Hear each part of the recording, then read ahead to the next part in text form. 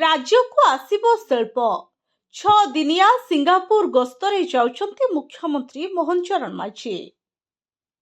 Singapore ଗସ୍ତରେ ମୁଖ୍ୟମନ୍ତ୍ରୀ ଏକ ବରିଷ୍ଠ ପ୍ରତିନିଧି ମଣ୍ଡଳଙ୍କ ସହ 6 ଦିନିଆ ସିଙ୍ଗାପୁର ଗସ୍ତରେ ମୁଖ୍ୟମନ୍ତ୍ରୀ ମୋହନ ଚରଣ ମାଝୀ। ସିଙ୍ଗାପୁର ଗସ୍ତ ପୂର୍ବରୁ ମୁଖ୍ୟମନ୍ତ୍ରୀ କହିଛନ୍ତି ଯେ ସାରା ବିଶ୍ୱର ନିବେଶକଙ୍କ ପ୍ରଥମ ପସନ୍ଦ ହେବ ଆମ ରାଜ୍ୟ ଓଡ଼ିଶା। ସିଙ୍ଗାପୁରରେ ଆମର ସ୍ପଷ୍ଟ ବାର୍ତ୍ତା ରହିବ, ଓଡ଼ିଶା ନିବେଶ ପାଇଁ ସମ୍ପୂର୍ଣ୍ଣ ପ୍ରସ୍ତୁତ ରହିଛି। ଓଡ଼ିଶାରେ ପୁଞ୍ଜିନିବେଶ ଓ ନିଯୁକ୍ତି ସୁଯୋଗ ବଢ଼ାଇବା ପାଇଁ ଆମେ ଚେଷ୍ଟା କରିବୁ। ସିଙ୍ଗାପୁରର କେମିକାଲ, ଗ୍ରୀନ୍ ଏନର୍ଜି, ବସ୍ତ୍ର ନିର୍ମାଣ, ଜାହାଜ ନିର୍ମାଣ, ଲଜିଷ୍ଟିକ୍, ଇଲେକ୍ଟ୍ରୋନିକ୍, ଆର୍ଥିକ ସେବା ଆଦି ବଡ଼ ବଡ଼ କମ୍ପାନୀ କାମ କରୁଛନ୍ତି। ଆମେ ସେହି କମ୍ପାନୀ ଗୁଡ଼ିକର ଶୀର୍ଷ ନେତୃତ୍ୱଙ୍କ ସହ ଆଲୋଚନା କରିବୁ।